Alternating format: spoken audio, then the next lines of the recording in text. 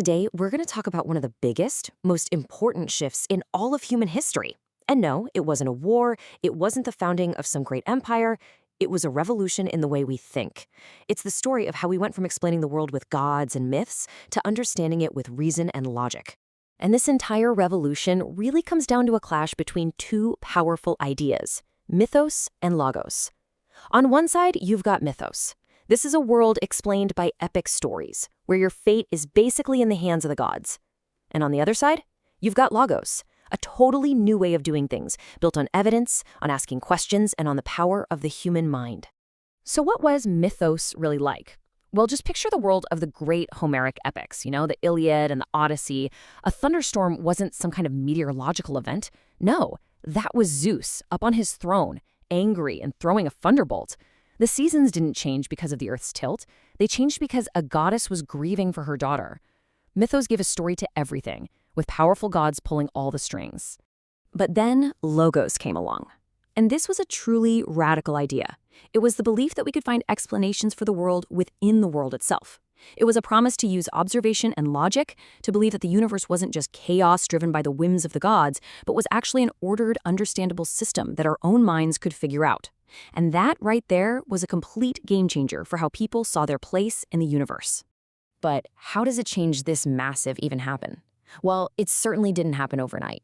You see, the world was changing, and that created the perfect storm for this revolution of the mind to take off. A few key things all started happening in ancient Greece.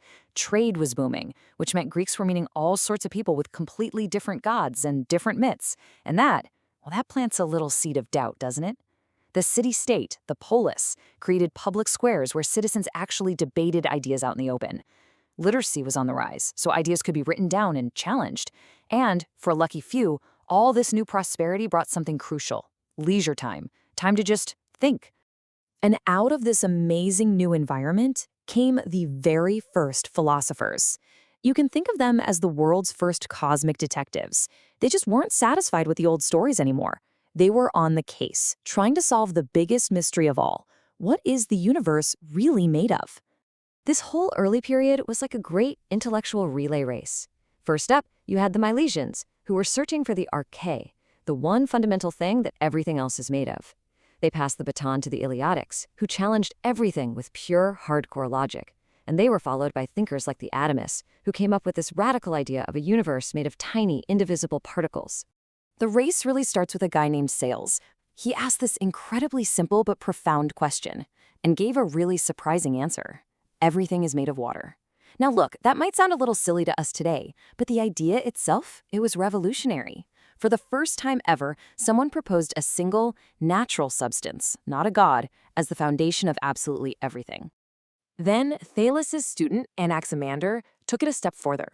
He said, wait a minute, the fundamental stuff can't be something we already see like water. It has to be something more basic. He called it the apeiron, an infinite, boundless, undefined something that all the opposites we see, like hot and cold or wet and dry, come from. I mean, talk about a huge leap into abstract thought. Next up was Anaximenes, who kind of brought the idea back down to earth, but with a new twist. He said it was all air, but, and this is the cool part, he suggested a mechanism. He said when air gets thinner, it becomes fire. When it gets denser, it becomes wind, then clouds, then water, earth, and stone. He was describing a process, a natural engine that drove all of change. Right when these ideas were really getting going, this philosopher named Parmenides basically threw a logical bomb into the whole conversation. Using nothing but pure reason, he argued that change itself is impossible. His logic was tough to argue with. You can't get something from nothing. Therefore, reality must just be one single, eternal, unchanging thing. Everything else we think we see, just an illusion. And this just created a huge crisis, right? Parmenides put pure reason in a head-to-head fight with our own senses. I mean, we look around and see things changing, moving, and growing all the time. But if his logic was solid, was all of that just a big trick our minds were playing on us? This question would keep philosophers busy for a long, long time. So, after all this intense debate about the cosmos, philosophy started to make this massive pivot. Thinkers began to turn their attention away from the stars and the building blocks of the universe, and they started looking inward at us, at humanity itself. This big shift was really led by a group called the Sophists. Their main guy, Protagoras, made this now famous statement. What he was basically saying is that maybe truth and morality aren't these absolute cosmic laws. Maybe they're just relative to human beings and our different cultures. The Sophists weren't that interested in the universe. They were way more interested in politics, human success, and the art of persuasion. And pushing back against the sophists was one of the most famous thinkers in history, Socrates. He came up with this devastatingly effective way of cutting through people's confidence and their phony arguments. He'd ask a simple question, like, "So, what is justice?" And then, just by asking more questions, he'd get them to contradict themselves until they finally had to admit, "You know what? I don't actually know." For Socrates, that moment of humility, that was the real start of wisdom. So by this point, the tools of logos, reason, logic, debate, they were all on the table. It was time for the master builders to show up. And they did. Their names were Plato and Aristotle, and they took all these tools and built the gigantic philosophical systems that would pretty much define the next 2,000 years of Western civilization.